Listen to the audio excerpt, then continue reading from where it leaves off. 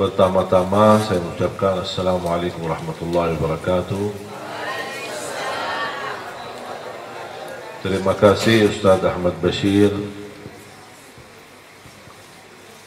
yang memberikan kepada saya kesempatan untuk bisa menyampaikan, walaupun apa yang beliau sampaikan jauh lebih bagus daripada apa yang saya mau sampaikan. Karena dia sudah sampaikan, makanya tidak ada yang saya mau sampaikan.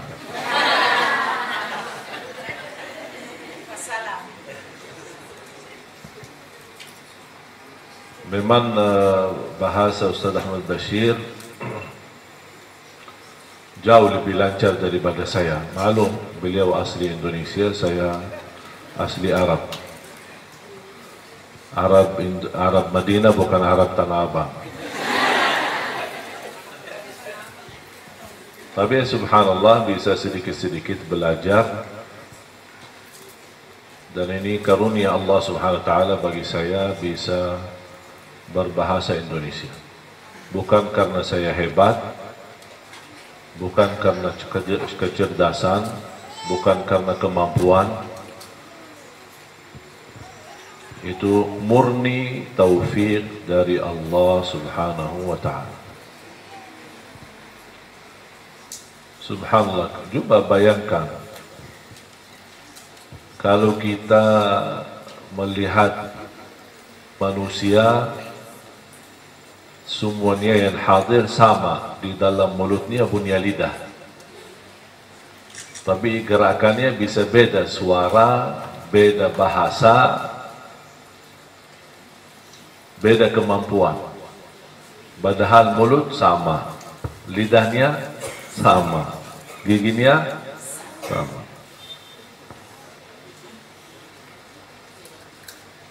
Itu salah satu dahsyat kebesaran Allah Subhanahu wa ta'ala. Membuat lidah ini di tengah tulang yang kuat, bibir yang menutupi mulutnya. Lidah adalah bagian dari daging, tapi begitu digerakkan keluar bahasa yang berbeda. Lidah Arab, lidah Indonesia, lidah Barat, lidah Timur. Subhanallah. Wa ikhtilafu alsinatikum wa alwanikum. Allah menciptakan manusia dengan perbedaan ucapan lisannya, perbedaan warna kulitnya. Dan itu tanda kebesaran Allah Subhanahu wa ta'ala. Makanya saya setiap diberikan oleh Allah kemudahan menyampaikan ceramah, menyampaikan sesuatu,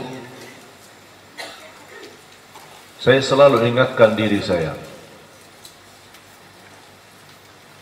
hei Ali Jabir, itu dari mana kamu bisa gerakkan lidah keluar bahasa Indonesia? Sedangkan kalau saya bersama istri, gerakkan lidah juga, tapi keluar bahasa Arab. Tidak pernah tercampur. Tidak pernah ngomong sama jamaah bahasa Arab, saya kira jamaah istri saya. Dan saya tidak pernah berbicara di depan istri saya berbahasa Indonesia, saya kira istri adalah jamaah saya. Tidak pernah kebalik.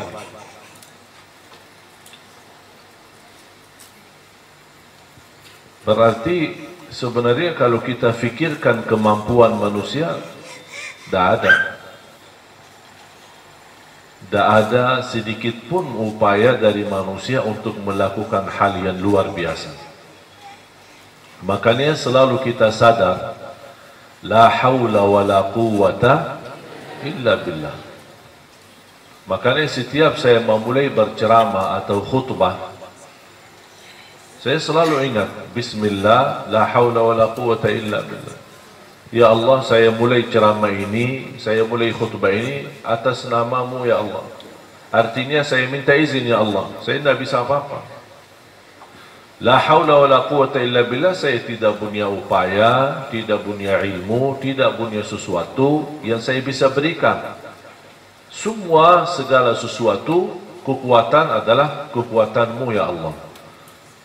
Ketika saya mengucapkan niat saya apa? La haula wa la quwata illa billah, ya Allah, tunjukkan kekuatan-Mu kepada saya untuk menyampaikan yang bermanfaat untuk jamaah. Makanya pas saya ceramah, kadang-kadang saya bingung sendiri. Oh, saya ini ya, saya isi ya, saya yang bicara ya. Kadang-kadang tidak tahu, datang ucapan-ucapan yang tidak pernah saya siapkan, menyusunkan ayatnya, hadisnya, dan berbicaraannya yang bisa, alhamdulillah, karunia dari Allah SWT, jamaah mengerti, bisa fahami, walaupun bahasa saya sederhana. Itu dari mana? Kita semua jamaah sekalian, jangan ada yang merasa diri hebat atau bisa memberi sesuatu. Kalau Anda mau jadi atau bisa dikatakan diri hebat, Anda bisa bertahan buang air. Kalau bisa bertahan tidak buang air sama sekali, itu namanya baru hebat. Kira-kira bisa nggak? Nah, berarti tidak hebat. Masih miskin. Masih butuh tolongan Allah supaya lancar buang air. Masih butuh bantuan Allah supaya tidak ada masalah ketika buang air. Saya ingat cerita seorang tua usia 60 tiba-tiba sakit malam hari, tidak bisa buang air. Dikasih obat, dikasih macam, tidak bisa buang air. Tidak bisa bertahan, dibawa lari ke rumah sakit. Begitu dilihat dokternya keadaannya, langsung ada keputusan dari dokter, segera dioperasi. Kalau enggak, ini bisa mati.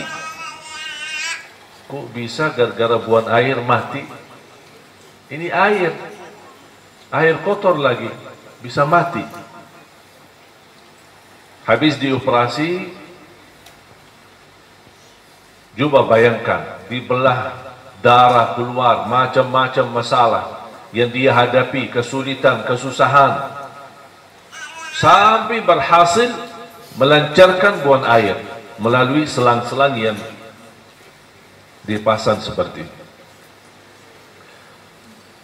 Anaknya melihat keadaan bapaknya habis dioperasi dan dibelah berdarah, mereka berterima kasih seperti orang kepada dokternya, seperti orang memberikan sesuatu yang dahsyat. Mereka datang kepada dokter, terima kasih Pak Dokter, terima kasih bantu ayah kami, terima kasih bisa lancar, terima kasih. Sampai biaya operasi dikasih 2 kali lipat. Kelebihannya buat Pak Dokter katanya, kami saking senang atas upaya dan bantuan daripada dokter untuk membantu ayah kami supaya bisa membuang air. Tiba-tiba begitu peristiwa ini terjadi di depan mata orang tuanya, beliau menangis. Anaknya kaget, ayah kenapa nangis? Apa sakit lagi? Kata beliau, saya bukan sakit lagi, tapi aku heran terhadap perilaku anakku. Ini baru saja seorang dokter ini membantu dalam cara operasi dan berdarah. Kalian begitu luar biasa berterima kasih dan bersyukur, sampai biaya 2 kali lipat diberikan kepada seorang dokter itu. Aku sudah 60 tahun lancar-lancar saja, tanpa merasa beban, tanpa merasa susah. Siapa yang membantu saya selama 60 tahun? Kalau kita hanya ingin bersyukur, berarti kita belum mampu tumpus syukur nikmat lancar buang air. Itu aja, satu belum selesai, belum lunas mensyukuri nikmat itu. Coba kalau saya hitung nikmat yang lain, nikmat berfikir, nikmat mata.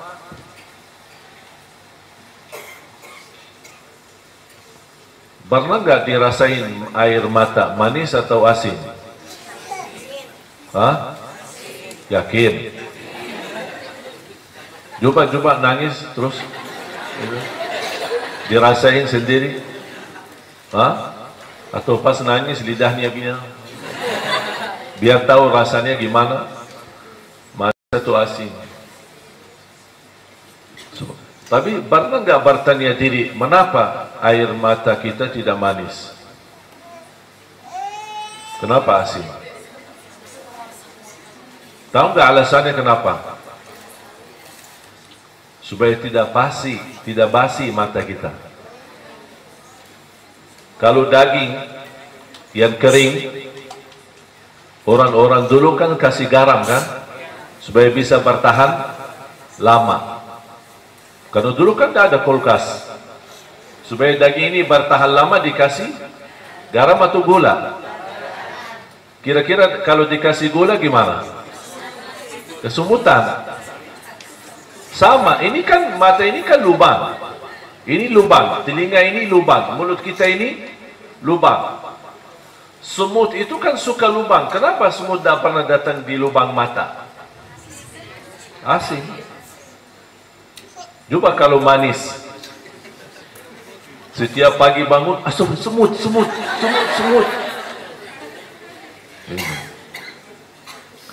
Nikmat tidak pernah kita sadari. Ada satu cerita disebutin oleh ahli tafsir. Ada seorang yang beribadah kepada Allah 500 tahun dari umat-umat terdahulu. Berapa tahun? Tidak pernah berbuat dosa. 500 tahun ibadah, tidak pernah ada satu dosa pun, tidak ada. Allah tanya sama dia, kamu masuk surga karena amalanmu atau karena rahmatku? Dia merasa bangga.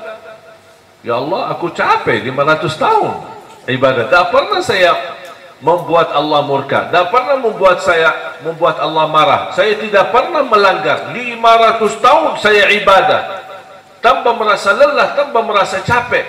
Pantas saya masuk surga karena amalanku 500 tahun. Allah ingin menunjukkan keadilannya.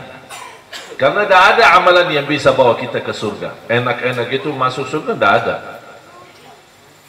Apa yang Allah janjikan, amalkan ini masuk surga. Rasulullah berkata amalkan ini dijamin masuk surga.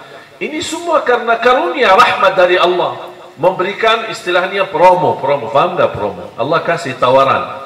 Mau nggak masuk surga? Promonya ini, amalkan ini. Barang siapa yang menjaga 12 rakaat sehari dan semalam, yang disebut oleh ulama sunnah qabliyah ba'diyah, totalnya 12 rakaat. Barang siapa yang menjaganya dapat rumah di dalam surga. Padahal kalau kita berfikir, ibadah belum tentu membawa kita ke surga. Tapi Allah yang menawarkan. Ketika Allah ingin menunjukkan kepada hamba yang merasa bangga karena dia beribadah 500 tahun dan bisa dia menjaminkan dirinya masuk surga, Allah kasih lihat berapa banyak nikmat yang aku berikan. Kamu akui? Yakin? Tahu nikmatnya banyak. Ayo coba kita timbang satu nikmat saja. Diambil oleh Allah nikmat matanya, ditaruh di timbangan, dan buku amalan 500 tahun di satu timbangan. Mana yang lebih berat? Nikmat mata. Ternyata ibadah 500 tahun belum mampu melunasi syukur nikmat mata. Langsung beliau melihat matanya, nikmat mata lebih berat daripada amalan ibadah 500 tahun. Dia kaget, ya Allah, masuk surga karena rahmatmu bukan karena amalanku. Baru dia tahu dan sadar. Makanya jemaah sekalian, ketika kita berkesempatan beramal, jangan tunda-tunda. Amal buat diri, amal buat orang lain, bermanfaat, kebaikan, jangan tunda-tunda. Ada uang 1.000, ada kesempatan kita bisa sedekahin 1.000, jangan ditunda. Karena belum tentu dapat kesempatan bersedekah. Bukan tidak ada jaminan dapat rezeki, bisa dapat rezeki. Tapi apakah setiap orang punya rezeki bersedekah? Belum tentu. Makanya ketika Anda berkesempatan beramal, jangan bagi macam alasan. Nanti insyaAllah kalau banyak rezeki, nanti kalau saya terima gaji, nanti kalau saya dapat pensiunan, nanti kalau saya dapat proyek, nanti kalau saya dapat, tidak usah bagi bahasa nanti sama Allah. Ada kesempatan, contoh, kita lagi makan, melihat ada orang lapar, jangan berbagai macam berfikir, ajak dia makan. Walaupun hanya yang ada, itu saja yang kita lagi makan. Ayo Pak, Bu, kita makan bareng. Mohon maaf, apa adanya. Ini sedekah yang luar biasa. Saya yakin Bapak Ibu semua ingat hadis wanita dari Bani Israel yang memberikan air minum kepada anjing. Tahu kan? Tahu nggak wanita itu siapa? Apakah waliullah? Wanita ulama? Salihah? Apa? Setiap hari kerjaannya zina. Tidak ada lain. Tidak ada yang lain. Berarti tidak punya kebaikan sama sekali. Coba lihat kalau Allah memberikan anugerah, jemaah sekalian, bisa satu amal menjadi sebab berubah nasib kita. Yang hidup kita selalu dosa maksiat, tapi ketika berkesempatan beramal dan kita segera melakukan amalan itu, Allah menurunkan hidayah dan menjadi sebab berubah kehidupan kita. Dan nasib kita dari menjadi ahli neraka dirubah menjadi ahli surga. Allah lihat wanita, melihat perbuatannya, memberikan berapa sih harga air minum?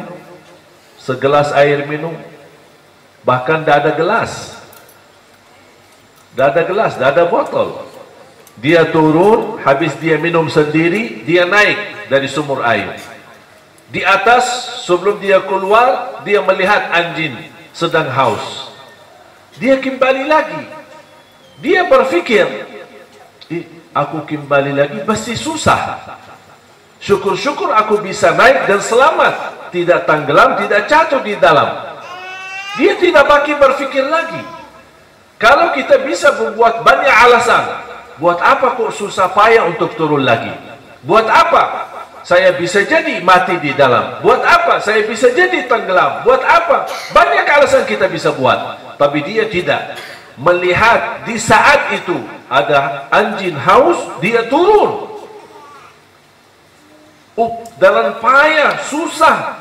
Bagaimana sambil dia memegang sandalnya atau sepatunya dengan giginya, digigit dalam giginya, turun, mengisi air, kemudian naik lagi dan memberikan air minum kepada anjing.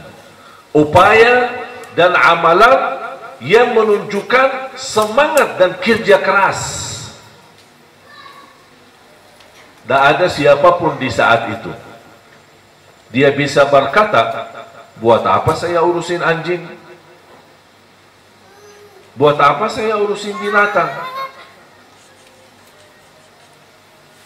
Di padang pasir, di musim panas, aku aja turun susah payah untuk minum buat diri sendiri saja, untuk menangkap dan menghilangkan haus.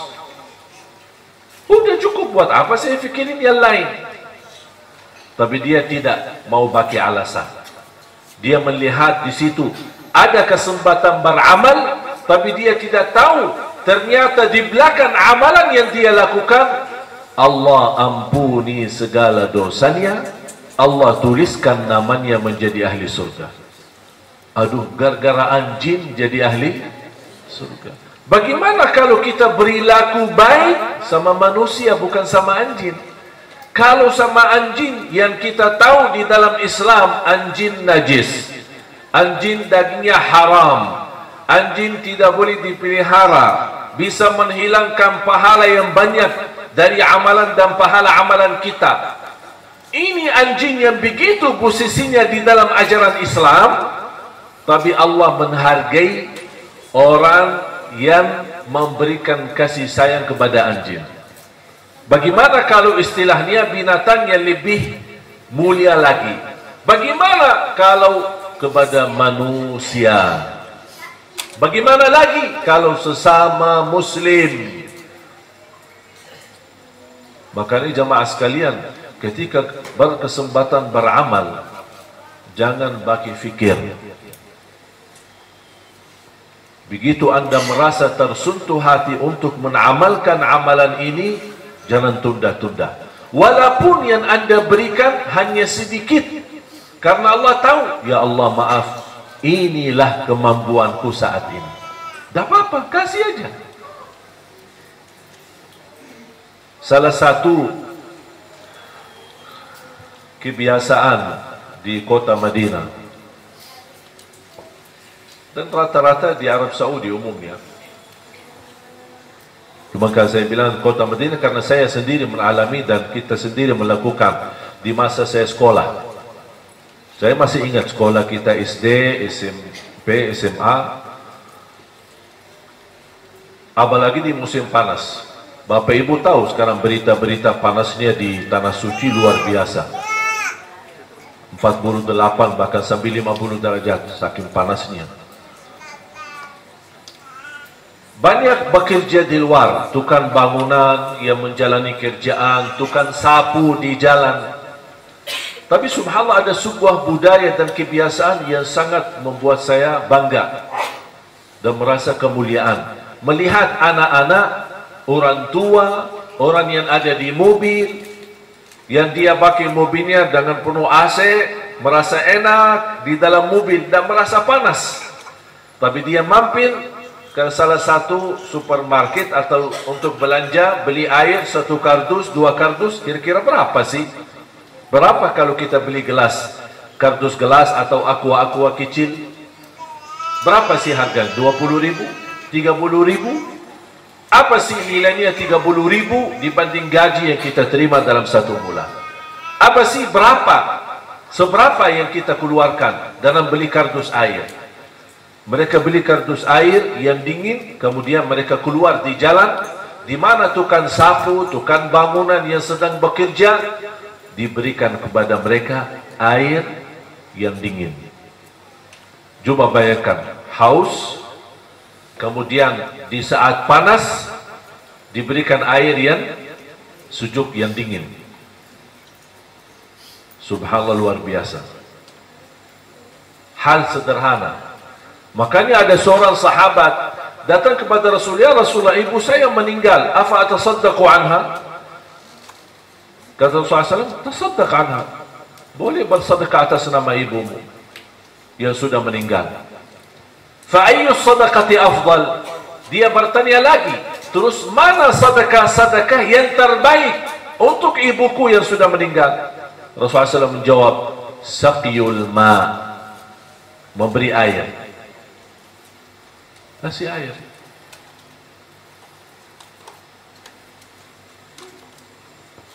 Sederhana tapi luar biasa.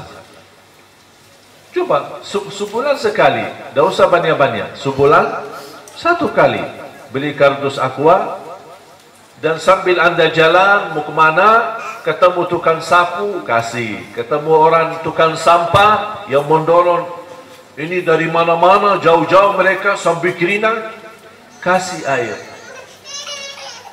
Itu kan kemampuan. Ada yang mampuannya lebih besar, dia bisa kasih bok nasi misalnya pas jam siang. bok nasi, bok buat makanan pagi atau siang atau malam. Ini kembali kepada kemampuan kita masing-masing. Dan yang bisa menghilangkan haus seorang, insya Allah akan Allah hilangkan hausnya di hari kiamat. Jemaah sekalian dimuliakan Allah Subhanahu wa taala, karena sudah waktu, intinya kalau berkesempatan beramal, jangan tunda-tunda. Ada orang berkata, saya ingin beramal, tapi kemampuan saya terbatas, atau bisa dikatakan tidak punya kemampuan sama sekali untuk beramal. Alhamdulillah masih punya mulut untuk mengajak orang lain. Saya tidak bisa dengan harta sendiri, tapi saya bisa dengan mulut saya sendiri, mengajak orang lain yang saya kenal, yang barangkali kemampuannya lebih daripada saya. Itu juga akan terhitung sedekah atas namamu. Jadi bukan hanya orang yang mampu, kita juga mengajak orang lain, kita terlibat mendapatkan pahalanya. Makanya kita selalu wa ta'awanu 'alal birri wat taqwa, saling mengajak dalam kebaikan. Bukan hanya kita sendiri mengamalkan, tapi kita mengajak orang lain. Bahkan mengajak orang lain kita mendapatkan 2 kali lipat pahalanya buat diri kita, dan karena kita mengajak orang lain kita mendapatkan pahalanya. Waddalu 'alal khairi kafa'ili, orang yang mengajak kebaikan sama seperti orang yang melakukan kebaikannya sendiri. Ketahuilah jamaah sekalian, hidup kita sebentar, hidup kita singkat. Kemarin seorang sahabat saya, bisa dibilang guru saya, seumuran dengan saya, kita bisa bersama-sama dalam perjuangan Al-Quran. Beliau imam besar Masjid Qiblatain dan sudah berkali-kali datang ke Indonesia. Beberapa hari lalu sibuk dia mengurusi bapaknya yang sedang sakit. Ternyata subhanallah, ketika saya terima kabar, saya kira bapaknya yang meninggal. Ternyata anak yang sedang sibuk urusi bapaknya, dialah yang meninggal di usia yang sangat muda.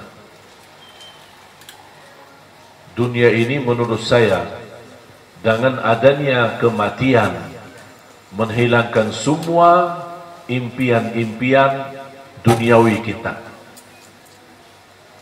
Berjabat, hilang nikmatnya jabatannya dengan kematian. Kekayaan, tidak ada artinya kekayaan dengan menghadapi kematian.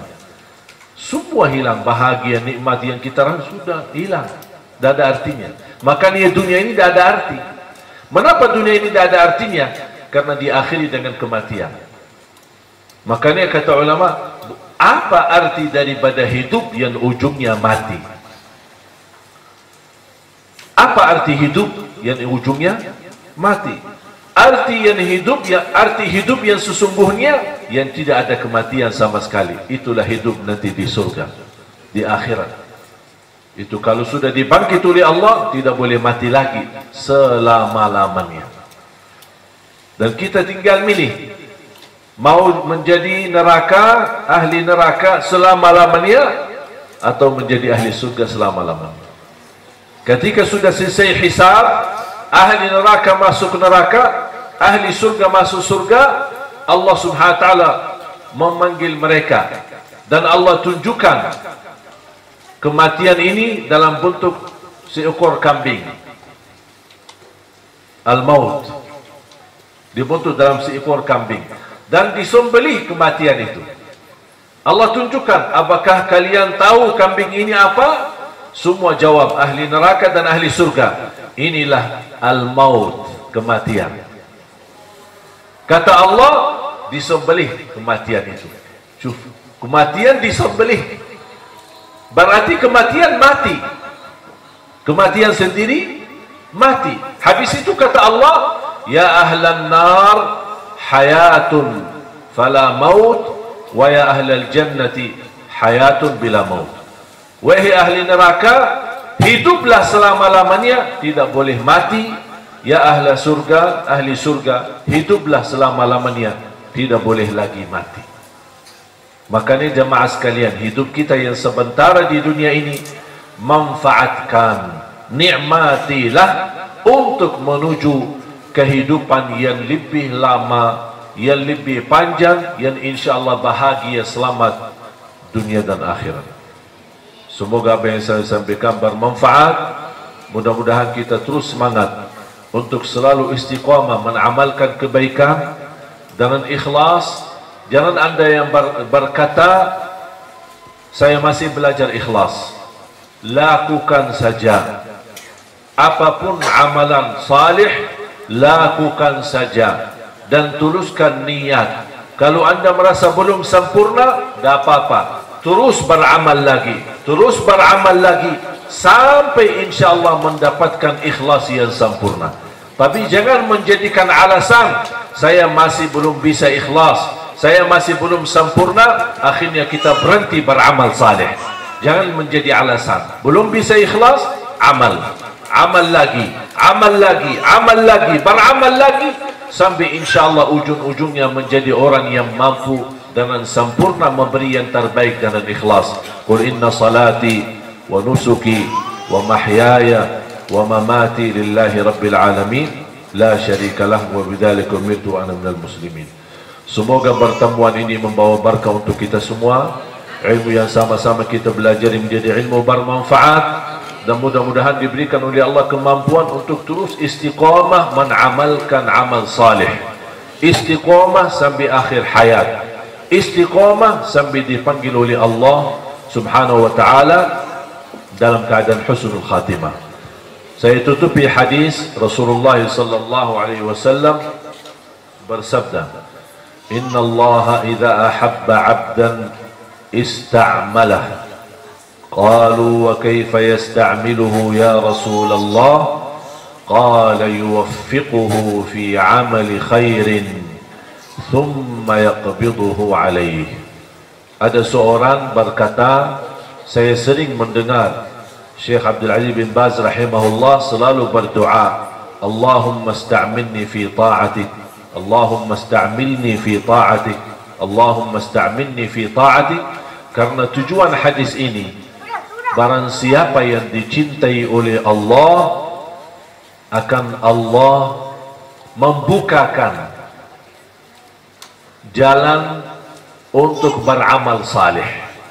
Ketika dia beramal salih, di saat dia melakukan amal salih tersebut, Allah cabut nyawanya. Itu yang dimaksud, Allah menghantarkan kita kepada husnul khatimah. Kalau kita meninggal saat beramal salih, pasti itu tanda husnul khatimah. Makanya kita sering berdoa, Allahumma inna nas'aluka husnal khatimah, Allahumma inna nas'aluka husnal khatimah. Sama, ya muqallibal qulub thabbit qalbi ala dinik. Yang membolak-balik hati, tetapkanlah hatiku atas agamamu ya Allah. Jadi kita terus beristiqamah berdoa, karena doa salah satu senjata menjadi upaya dan ikhtiar kita mendapatkan yang terbaik. Barakallahu lakum wa fikum wa alaikum, wa as'alullah subhanahu wa ta'ala yanfa'ana bihadzal majlis. Allahumma ighfir lana wa liwalidina wa li jami'il muslimina wal muslimat wal mu'minina wal mu'minat al ahya'i minhum wal amwat. Allahumma 'allimna ma yanfa'una wa anfa'na bima 'allamtana wa zidna 'ilman wa tuqa. Rabbana atina fid dunya hasanah wa fil akhirati hasanah wa qina 'adzaban nar. Wa sallallahu ala sayyidina wa nabiyyina Muhammad wa ala alihi wa sahbihi wa baraka wa sallam, walhamdulillahi rabbil alamin.